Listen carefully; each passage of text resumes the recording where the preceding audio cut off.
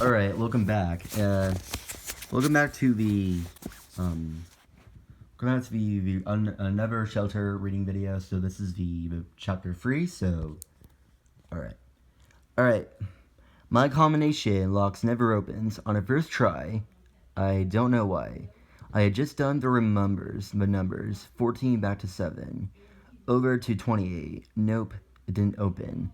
I was about to try again when I heard a now familiar voice say, "I collect bubbleheads."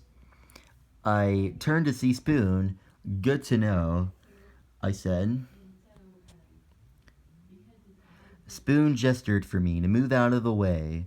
He pulled out the huge key ring, found the one he was looking for, and stuck it in the back of my lock. The lock opened. "Presto, what's your combination?" he asked me. I said, should I tell you? "Hello." Spoon jingled his keys in my face. "You think I need your combination to break in?" Good point. And sorry if you hear my mom background. I'm really sorry about that.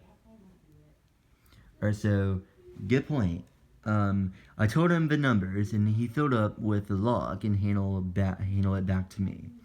It should work with no problems now. He started to leave. "Wait, Spoon." He turned towards me. "What did you call me?" "I'm sorry, I don't know your name." "Spoon," he said, looking up and smiling as through trying the word out for the first time. "I like it, Spoon."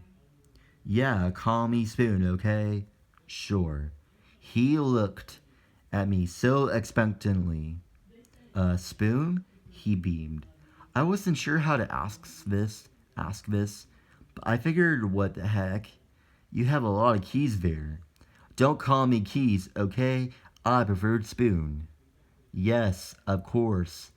Spoon it is. You said it before that your dad is a janitor here, right?"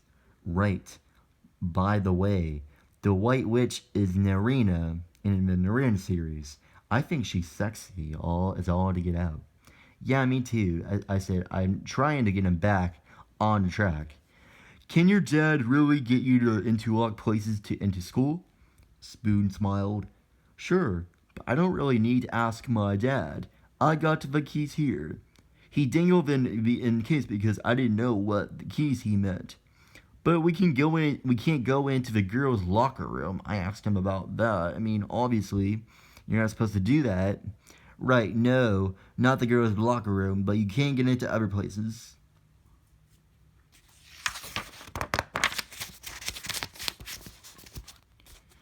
Alright. Spoon pushed the glasses back up to his nose. "Why, what do you have in mind?" Well, I said, "I was wondering if we could get into the main office and check the student's file." "What student?" he asked. "Her name is Ashley Kent.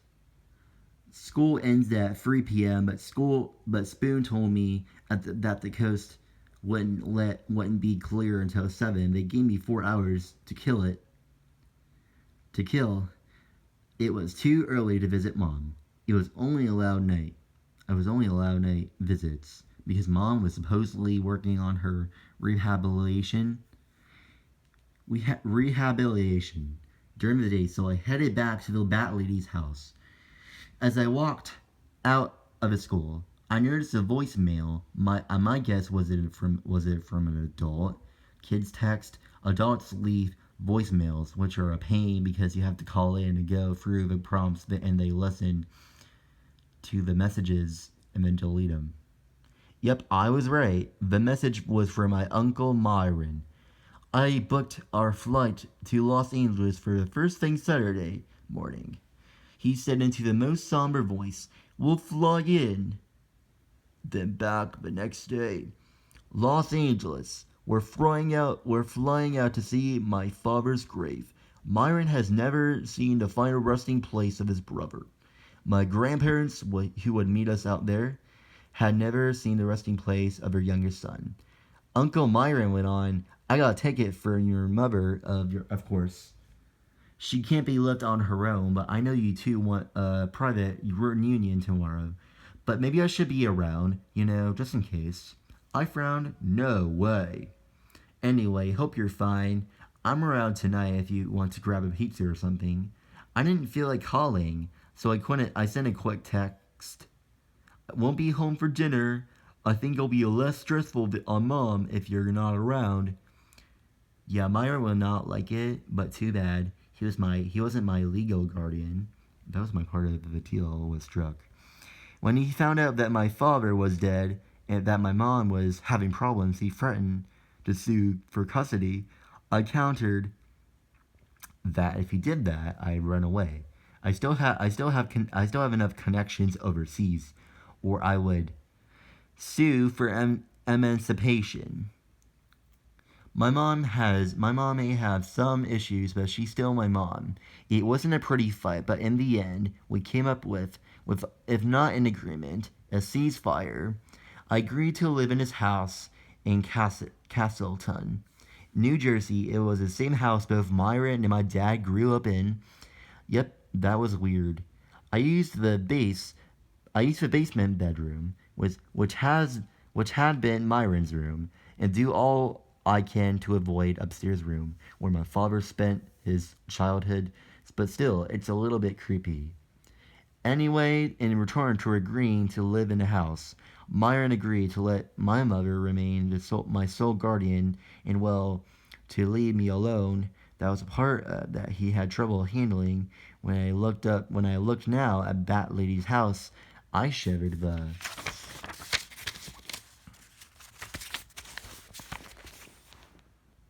The wind had picked up. Bending the bare trees in her yard, I have seen every kind of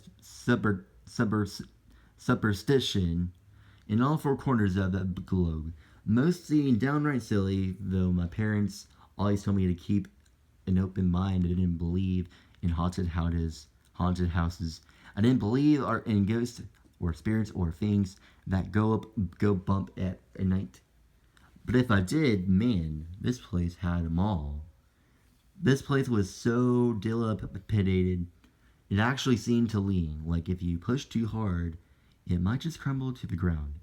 They were loose boards. Some windows were gone, were placed with wooden planks.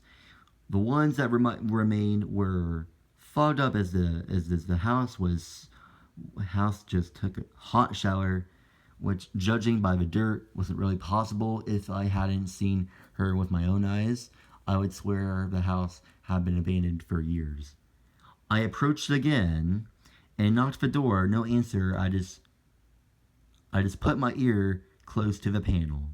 Not too close. I didn't want to get a splinter.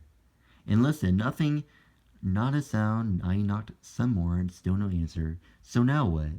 What can I really do here? Something.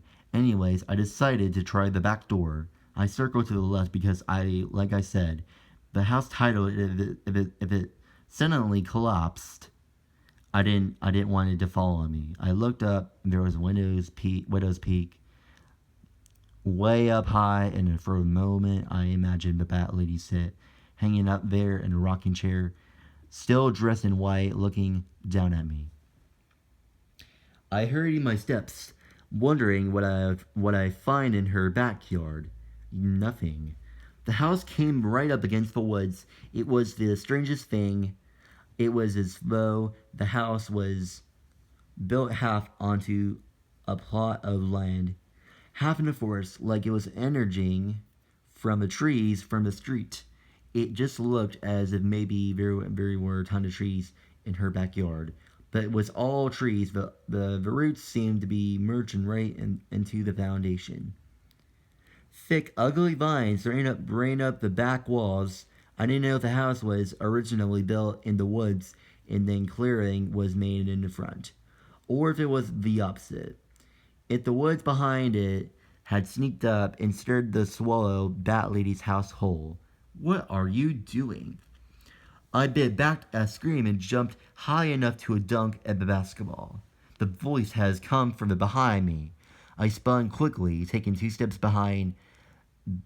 back and banging into a tree. It was Emma. Scared you, huh? She laughed and lifted her arms into her wings.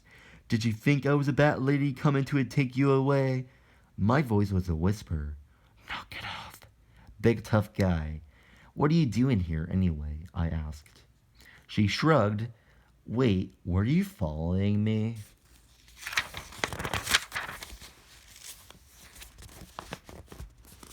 Really, Mickey? She put her hands on her hips, conceded much. I wasn't sure what to say to that. I was just. Emma sighed. You mentioned that lady and you came to my rescue, right? And then I guess I just got curious, so you followed me there. Emma didn't reply. She looked around as though she just realized they were half in the woods, half leaning against the back of that lady's house. So why are you here anyway? No luck with the fat chick. So you figured you'd try it out the old one. I just looked at her. I heard what they said. Buck and Troy. They've been on me for so long it's hard to remember a time when they weren't. She turned away, bit her lower lip, and then faced me again. I also heard they threatened you or defending me. I shrugged it off. So what are you doing here? I wondered how to explain it when with it was simple. I want to talk to that lady. Emma smiled. No, seriously. I am serious. No, you're not. Because, well, she's not real. That lady's just a myth of a big kids used to scare the little kids, I mean. I don't know anyone who has ever seen her. I've seen her, I said. When? This morning. Then I added, she told me that my father was still alive. Emma looked puzzled. He died in a car crash earlier this year, I explained. Whoa, Emma said. Her eyes going wide. I'm not sure what to say to that. I just want to talk to her. Okay, I get it. I saw you knock on her door, so what's your plan now? Try the back door. Makes sense, I guess, Emma said. She looked towards the woods and narrowed her eyes. Look at that. She pointed into the woods and took a few steps in that direction. I didn't see anything other than trees. There is a road back there. Emma said maybe a building. I still didn't see it. She walked around towards it.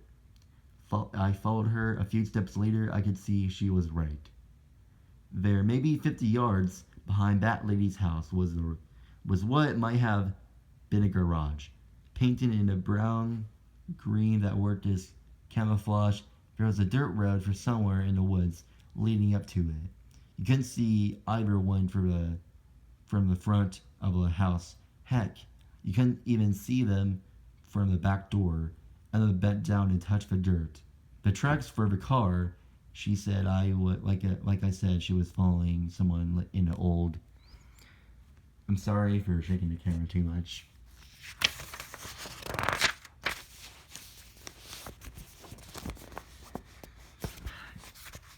In the movie.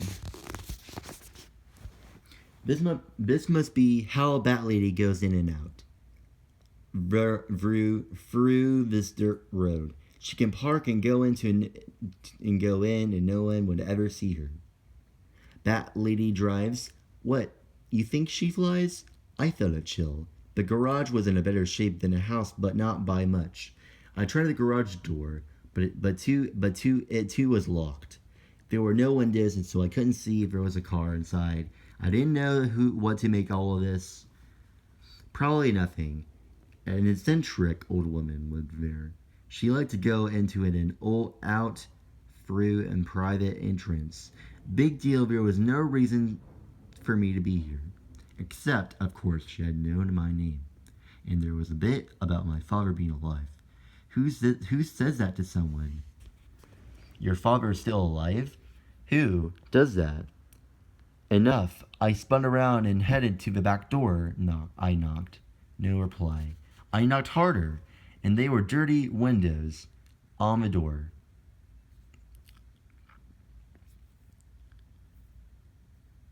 I cupped my hands around my eyes to look inside, and while I did, I felt the door give away just a little. I looked down at the knob. Decay has eaten away at the door jamb into my pocket and pulled out my wallet. Emma was by my side now. I extracted a credit card, hiding the name on it from her. Whoa, she said. You know how to break in? No, but I seen it on TV. You just sort of a slide card. She frowned. And do you think that'll work? Normally, no, I said. But look how old that lock is. It looks like it'll break if I breathe on it too hard. Okay, but think through it first. Huh? Suppose the door does open, Emma said. Then what? I wasn't thinking that far ahead. I jammed the credit card into the jam. I slid it down. I met resistance.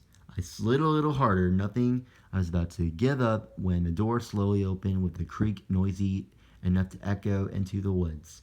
Whoa, Emma said again.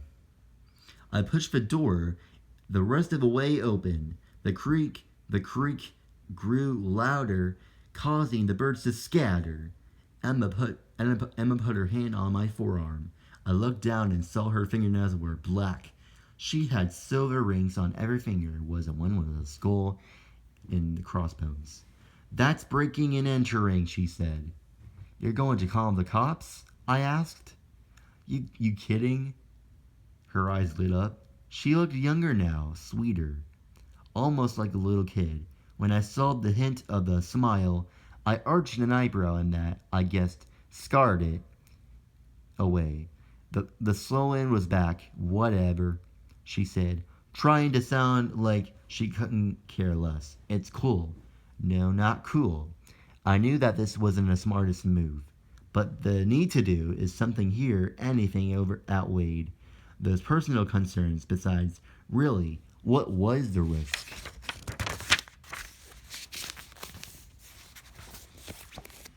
Sorry.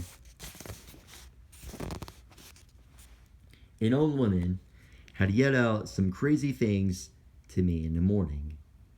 I came by to check on her. When there was no answer, I decided to make sure that she was okay. That would be my story. What were they going to do?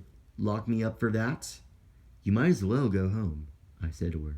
Dream on. I guess I could ease the lookout. I'd rather go in. I shook my head. Emma sighed. Fine, I'll be the lockout. She took out her cell phone. What's your number? I gave it to her. I'll stand over there. If I see her flap her wings, I'll text you, by the way. What are you going to do if she's inside, waiting in the dark to pounce on you? I didn't bother replying, though in truth I hadn't thought of that. What if the bat lady was waiting for me, and what? What was she going to do? Jump on my back? I'm 6'4" teenager. She's a tiny old woman. Get a grip. I stepped in the kitchen. I didn't close the door behind me. I wanted to click escape in case. Well, whatever the kitchen for it was from another era. I remember once watching a Rembrandt on black and white TV show called the Honeymooners with my dad. I didn't really think it was very funny. A lot of the humor seemed to come from Ralph threatening to physically abuse his wife, Alice. Ralph and Alice had a refrigerator. If that's what this was, like this was one. That lady's linoleum floor was a dirty yellow of the smoker's teeth. A cuckoo clock was stood up on the wrong time.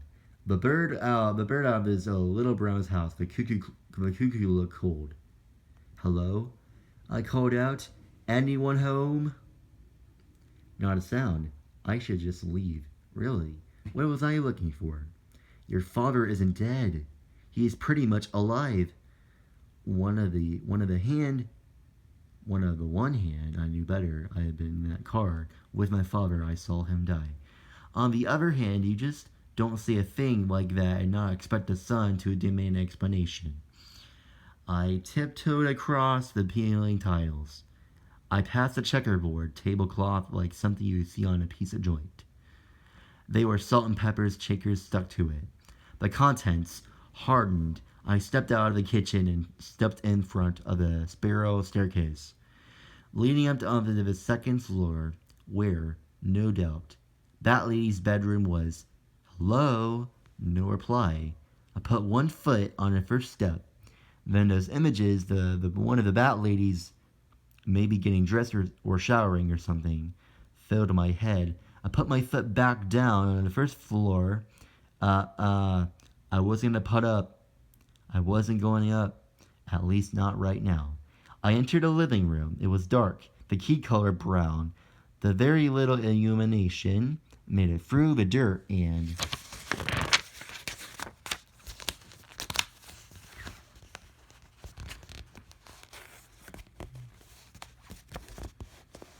There we go. Wood covering the windows. There was a tall grandfather clock, also not working.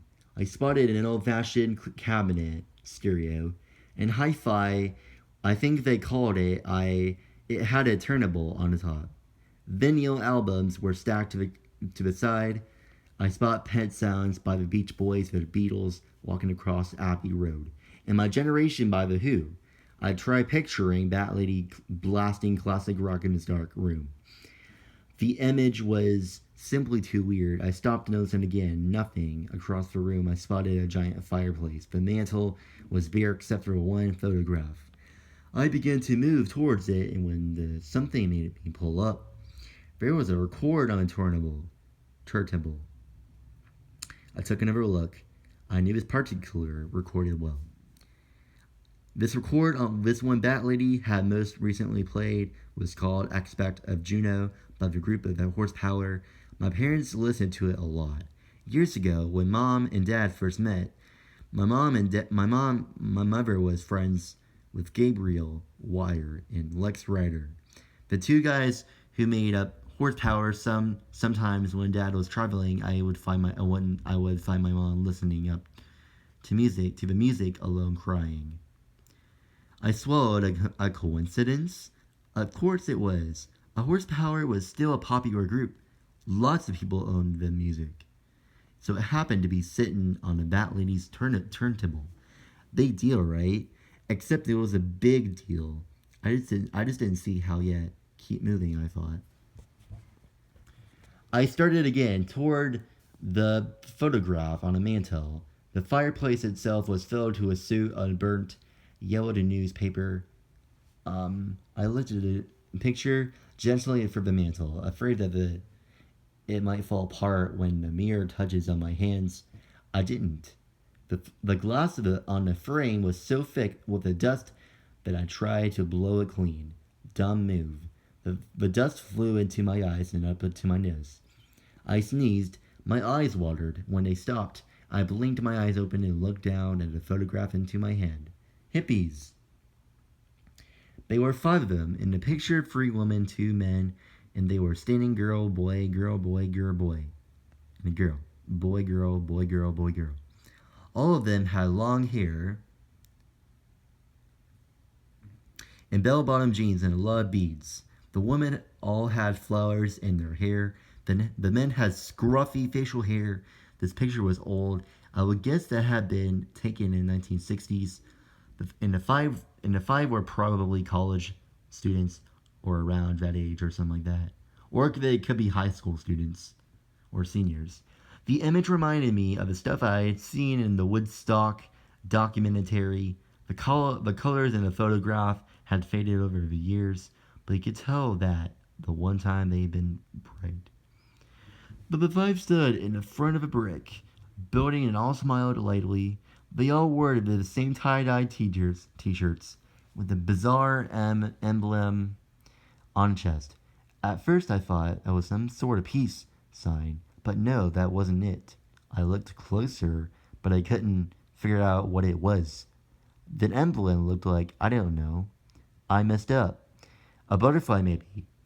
I read once about the Rorschach plots, where different people see different things in the same.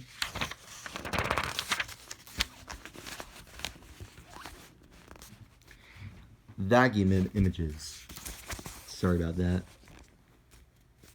It was a little like that, except the blots were black while this design had a host of colors. I looked again. Yes, I could clearly make out of the butterfly. Near the bottom tips of the wings, they were two round eyes. I guess maybe animal eyes, maybe they seemed to glow. Seriously creepy. My gaze kept being drawn back to the girl in the center of the picture. She stood up a little bit floored, as though she were the leader. She had waist length, blonde hair lassoed with a purple headband. Her t-shirt was snug, if you know what I mean, tied across a rather curvy figure, just as I was thinking about this particular hippie chick was kind of hot. A horrible realization hit me. It was that lady. Ugh. When a phone vibrated, I jumped again. I quickly pulled into view and looked at the message. It was from Emma. The text message was all in screaming caps. Car coming! Get out! I put the photograph on the mantel and headed back towards the kitchen. I kept low, nearly coming to crawling on the dirty linoleum.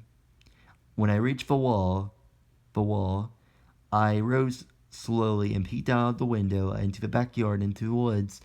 The cloud of the dirt settled. I could see the car now. It was pure black with tinted windows. An Lumos sign, or a town car or something, had stopped in front of the Bat Lady's garage. I waited, not sure what to do. Then the passenger door opened. For the moment, nothing happened. I glanced left, then right, looking for Emma. And there she was, trying to hide behind the tree. Emma pointed to my right. Huh? I gave her a what gives? Shrug. She kept pointing, more insistent now. I looked into that direction. The kitchen door was still open. I had forgotten to close it. I ducked low and stretched my leg towards it. Using my foot, I kicked the door closed, though it didn't stick. It popped the back door open, cracking in the still air. I tried again, but the door lock was broken. But the door wouldn't stay closed. But nudged it closed was that it was just ajar now. I risked a glance back out the window. Emma glared at me and started working on her cell phone. The message buzzed in. What part of car coming? Get out, confused you. Hurry, dope. I didn't move.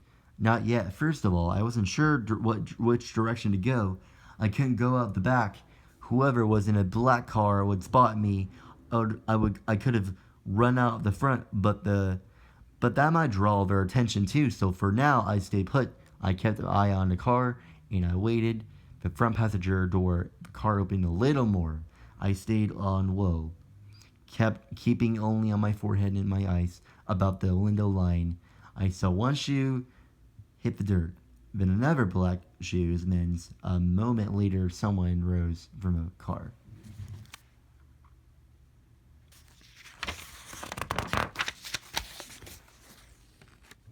It's a long chapter. Sorry.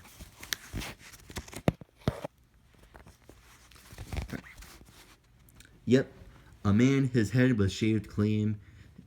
He wore a dark suit and an aviator sunglasses, and it looked as if he were either coming from a funeral or a light number or the Secret Service. Who the heck was this? The man kept his body ramrod straight while his head spun like a robot's. Scanning the area, he stopped the tree where Emma was doing a pretty poor job of hiding. He took a step toward her. Emma squeezed her eyes shut. Sorry. As though a step, even though that wishing herself away, the man with a shaved head took another step. Nope, doubt about it. He had seen her. I debated what to do here. But not for very long. I had to act fast. How to distract him? I decided to hit the back door and draw his attention. I was about to do that just when Emma opened her eyes. She spun out from behind her tree, all of her in black golf wear. The man stopped in his tracks. Yo, Emma said. Would you like to buy some Girl Scouts cookies? The man with aviator sunglasses stared for a moment, and then he said, You're trespassing. His voice was flat, lifeless. Right, sorry about that, she said. See, I was going around the neighborhood and I was about to knock on your front door when I heard your car, so I figured. What the heck? I made it easier on you and come around back. She tried smiling at him. He didn't seem pleased. Emma kept talking. Now, our most popular cookie is still the Thin Mint. Interesting. But we recently introduced a new flavor, the Dulce de Leche, though I think they're too sweet. Even though if you're watching your calories, I know it doesn't look like I do, am I right? You can try our new sugar-free chocolate chip. The man just stared at her. Or we still sell the Samoas, the peanut butter sandwiches, the shortbread and the tagalongs. I don't want to pressure sell, but all of your neighbors have placed orders. That is Sota's next door. They thought they brought 30 boxes, and with a little help, that can land in the first place in my troop. And win a $100 gift certificate to American Girl doll store. Go. I'm sorry, did you say? Go. There was no one to give to it in his voice. Now, right, okay? Emma raised her hands in mock surrender and quickly moved out of the sight. I fell back for a second, relieved. I was also impressed as all get out. Talk about quick thinking. Emma was safe. And that was my turn. I took another glance out the window. The man with the shaved head stood by the garage door. He opened it, and whoever was driving pulled the car in. The man with the shaved head kept doing the head pivot. I have a surveillance camera, and then suddenly the head pivot. He jerked to the left and zeroed right in on me. I dropped back to the floor and out of sight. Had he spotted me? It seemed likely. The way he homed in on me like that, but with the sunglasses on, it was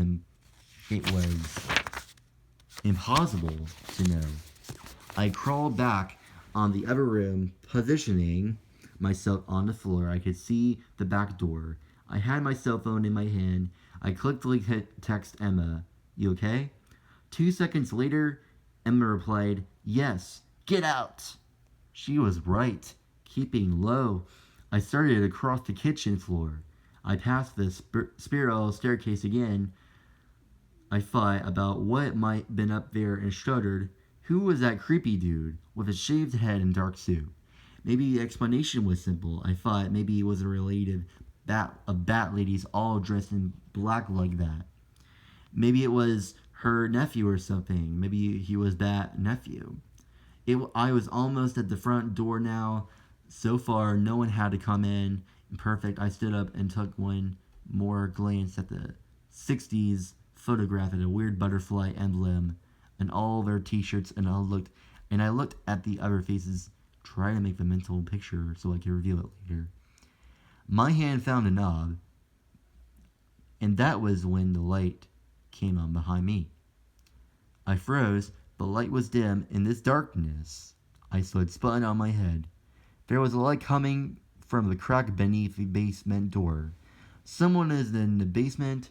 Someone who had just a moment to turn on the light there. A light down there. And those thoughts hit me all at once. The biggest was a one-word command. Run!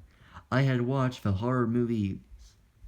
The ones where the mentally malnourished airhead goes into the whole house alone, sneaking around like me, and then ends up with an axe between the eyes. For safety from my seat in the Cineplex, I had scoffed under idiocy, and now here I was, in a bat lady's lair, and someone else was here. In the basement. Why had I come? It was simple, really, but the bat lady had called me by my name. She had said that my father was alive. And while I knew that it couldn't possibly be true, I was willing to risk whatever, including my personal safety. If there was a chance, just the slightest chance, that there was an inkling of the truth of what she said, I miss my dad so much. The basement door glowed. I knew the glow was in my imagination or an optical illusion, based on the fact that the light coming from the basement was bright while the rest of the house was so dark. That didn't help me calm down. I stayed still and listened. Now I can hear someone moving down here. I moved closer to the door. They were voices, two people, both male. My phone buzzed again, and the "Get out." Part of me wanted to stay. Part of me wanted to fling open that basement door and take my chances. But another part of me, maybe a part of me that was millions of years old, the animal part, the primordial part that still relied on. Well, that's the end of chapter 3. Survival instinct pulled the primordial animal looked at the glowing door and sensed danger behind it. Serious danger. I moved back at the front house. I turned the knob, opened the door, and ran. I gotta make sure how many pages more are gonna be on, so. Alright, chapter 4. I met up with Emma 3 blocks away. That, she said, cracking with a smile at for the first time since I knew her. Was awesome. Yeah, I said, I guess. So where do you want to break into next? Funny that I couldn't help but smile. What? I started laughing. What? You? I said, selling Girl Scout cookies? She laughed too. The sound was melodious. What? You don't buy me as a Girl Scout? But I just looked at her, in the black clothes, with the black nail polish and silver studs in her eyebrow. Yeah, nice uniform. Maybe I'm the goth Girl Scout. She lifted up her cell phone and showed me. Oh, I typed in the license plate number of that black car. I don't know what you can do with it. I figured, what the heck? I had an idea about that. Can you text it to me? Emma nodded. Typed a little, hit send. So what are you gonna do now? She asked. I shrugged. What could I do? I couldn't call the police. What would I tell them? A man in a dark suit wanted to walk into a garage. For all I knew, he lived here. How would I explain to the police and for my being inside the house in the first place? I told her about the photograph, the butterfly emblem, and the light in the basement. When I finished, Emma said, Whoa, you say that a lot. What? Whoa, I said. Actually, I don't, but hanging around you, well, it seems awfully apropos. I checked the time on my cell phone. It was the time to meet a spoon, so we could break into the main office. But if I made it through today without going to jail, it will be a miracle. I have to go, I said. Thanks for the adventure. Thanks for being a lookout, Mickey.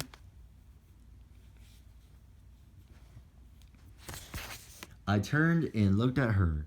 What are you gonna do about that lady? I don't know.